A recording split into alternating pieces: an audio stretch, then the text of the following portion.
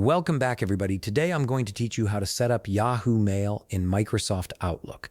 This is incredibly useful if you want to manage multiple email accounts in one place, keeping everything organized without constantly switching between different apps or browser tabs. If you want to streamline your workflow and save money on subscriptions, check out the link in my description.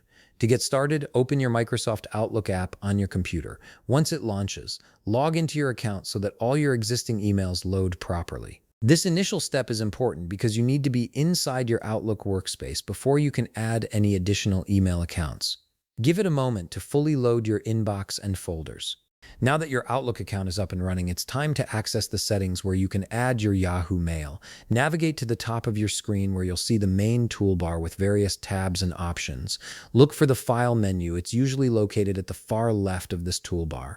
Click on File to open its menu. Once the File menu opens, you'll notice a panel appear on the right side of your screen.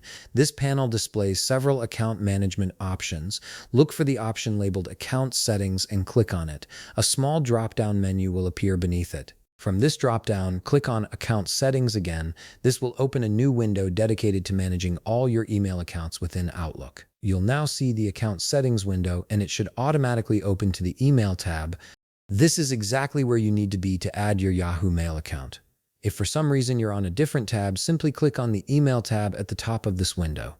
From the options listed in this section, click on New. This action will trigger a login window to appear on your screen. Here's where things get straightforward. In the login window that appears, simply type in your Yahoo Mail email address. What's great about Outlook is that it automatically configures the IMAP and server settings for Yahoo Mail, so you don't need to worry about manually entering complicated server information.